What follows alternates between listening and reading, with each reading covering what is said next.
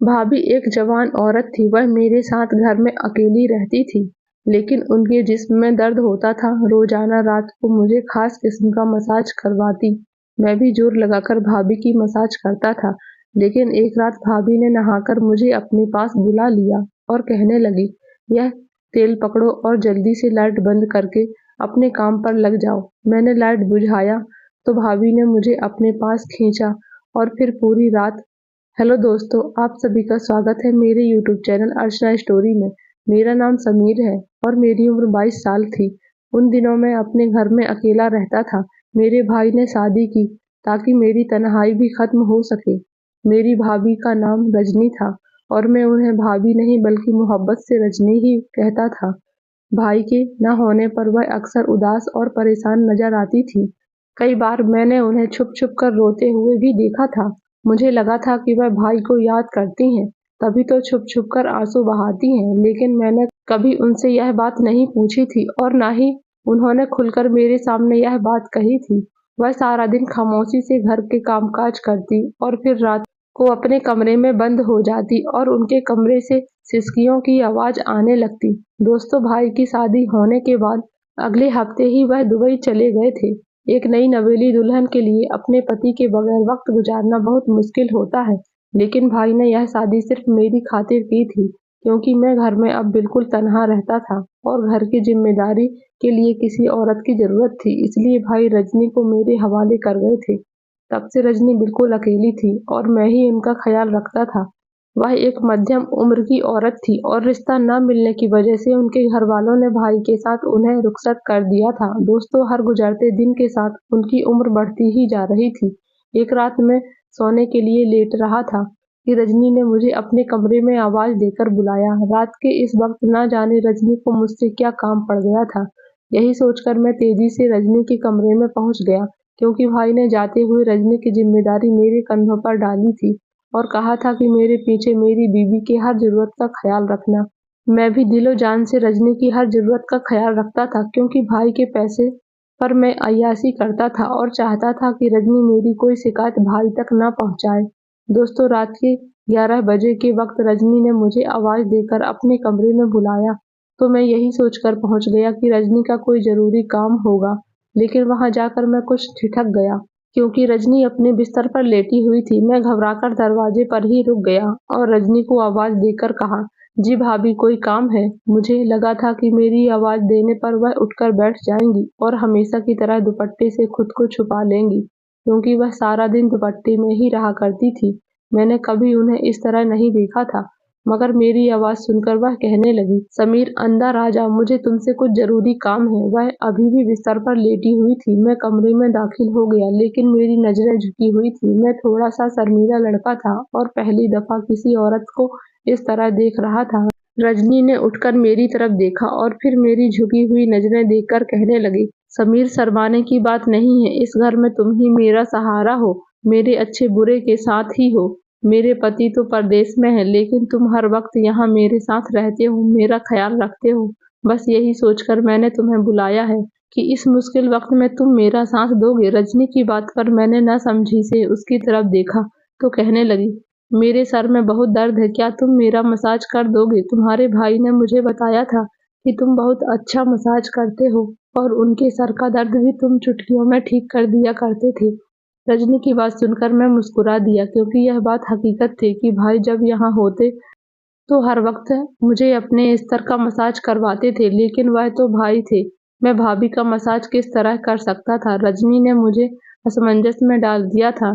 समझ नहीं आ रहा था कि क्या करूं। मैं सोच में पड़ गया था कि रजनी किस किस्म की औरत है, जिन्हें अपने देवर से मसाज के लिए कहने में शर्म भी महसूस नहीं हो रही थी। जब मैंने देखा कि रजनी कितनी तकलीफ में है, तो मैंने अपने मन की सभी हिचकिचाहट को छोड़ दिया। मैंने इशारे से ड्रेसिंग टेबल पर रखी तेल की बोतल रजनी की तरफ देखी और कहा, ठीक है भाभी। भाभी बोली, यह बहुत अच्छा तेल है, बस तुम इससे मेरे सर का मसाज कर दो। यह कहते हुए उनकी आंखों में आंसू चमक उठे। मुझे लगा कि शायद वह बहुत तकलीफ में है, मेरे अंदाज में ही चाहती थी।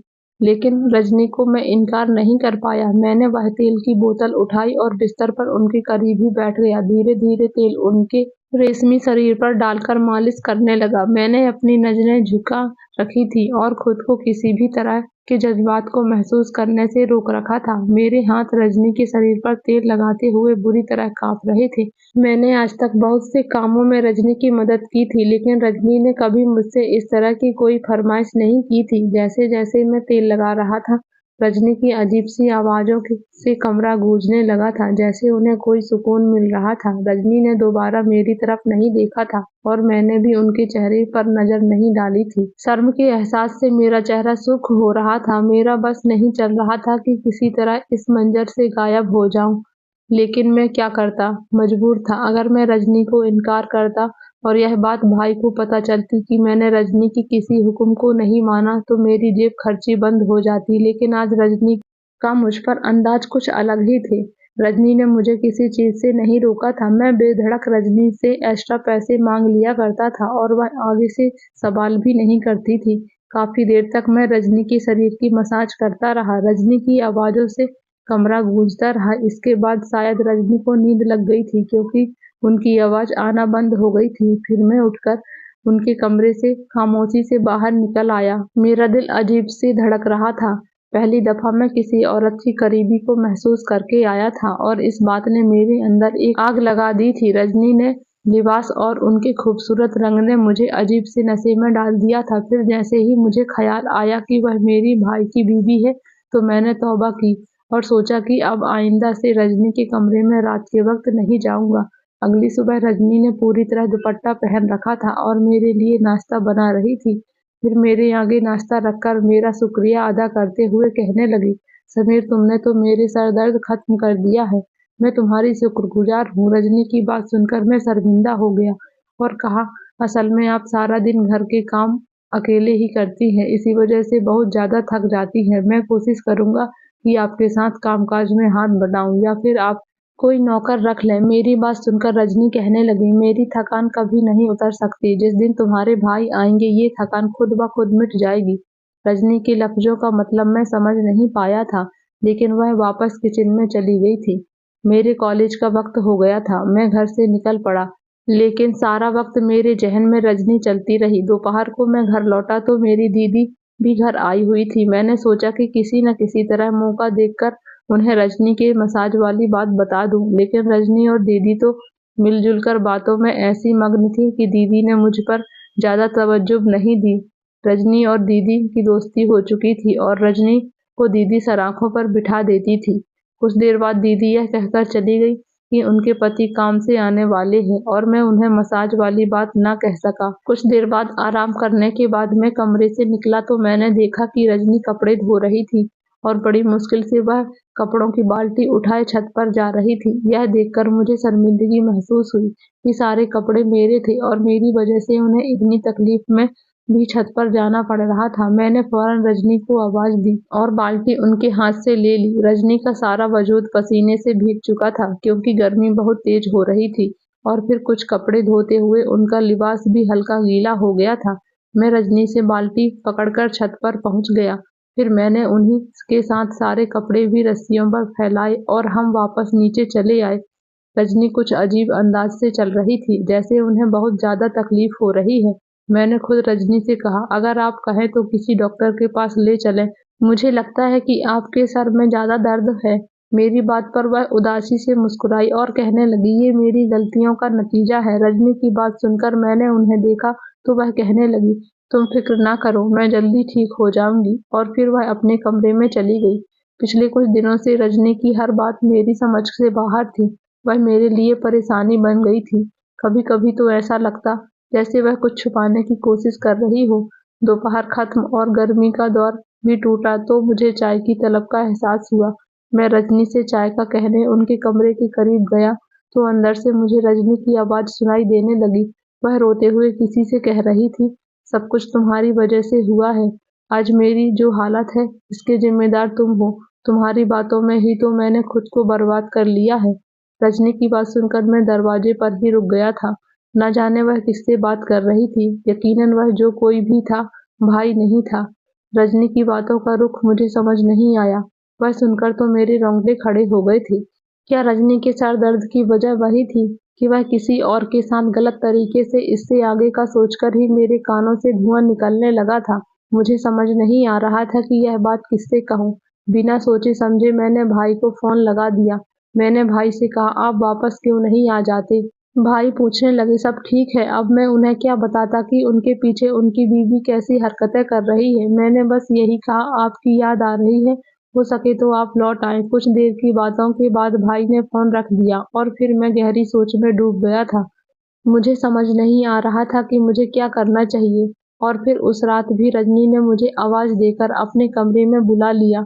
मैं उनके कमरे में पहुंचा तो वह फिर लेटी हुई थी और बॉडी मसाज करने का कह रही थी। मैंने खामोशी से तेल की बोतल उठाई और निगाहें फेर ली। मैं बेमन से उनके सर की मसाज कर रहा था और सोच रहा था कि वह किस तरह मुझसे ही अपना वह वाला मसाज करवा रही है। मुझे लग रहा था कि जब मैं कॉलेज जाता हूँ तो मेरी गैर मौजूदगी में घर में कोई आता है, यही देखने के लिए। अगले दिन मैं कॉलेज से जल्दी वापस आ गया, लेकिन यह देखकर मुझे हैरत हुई कि घर के दरवाजे पर ताला लगा हुआ था और रजनी घर में नहीं थी।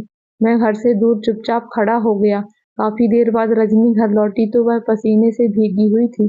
फिर वह घर का दरवाजा खोलकर अंदर चली गई। मैं फौरन घर में दाखिल हुआ और रजनी से पूछने लगा कि उसने सारा दिन क्या किया। रजनी ने मुझे घर के कामों की तफ्तीश सुना दी, लेकिन यह नहीं बताया कि वह बाहर क्यों गई थी। अब तो मुझे पक्का यकीन हो गया था कि वह कुछ न कुछ गलत जरूर कर रही है। सारा दिन मैंने यूं ही बेचैनी के आलम में गुजार दिया। मैं रजनी का सच जानना चाहता था और फिर रात के वक्त रजनी ने मुझे फिर से कमरे में बुला लिया। मैं जानता था कि वह मुझसे मसाज करवाना चाहती है, लेकिन मेरा दिल इस बात के लिए राजी नहीं हो रहा था। मगर सच यह था कि उनके सर में बहुत तकलीफ थी। उनकी आवाज पर मैं उनके कमरे में चला गया।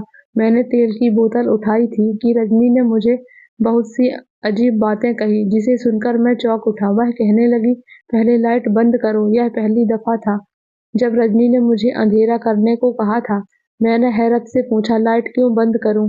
लेकिन वह इशारा करने लगी। उसके बार-बार कहने पर मैंने लाइट बंद की और जैसे ही मालिश करने के लिए उसके करीब बैठा तो रजनी ने मेरा हाथ पकड़ लिया। उसकी इस हरकत पर मैं दंग रह गया और मुझे बहुत गुस्सा भी आया। वह अपनी हर हद पार कर रही थी। मैंने गुस्से से कहा, आप क्या कर रही हैं? वह कहने लगी, समीर, मैं तुमसे बहुत जरूरी बात करना चाहती हूँ, लेकिन मुझ में इतनी हिम्मत नहीं है कि मैं रोशनी में तुमसे यह बात कर सकूं, इसलिए मैंने तुमसे अंधेरा करने को कहा है।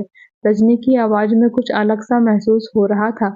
इसके बाद रजनी ने मेरा हाथ पकड़कर अपनी कहानी मुझे सुनाई, जिसे सुनकर मेरे रोंगटे खड़े हो गए। रजनी कहने लगी, मुझे लड़कों का बहुत शौक था, लेकिन कोई भी मुझसे वास्ता नहीं रखता था, इसलिए तन्हाई की जिंदगी काटने लगी।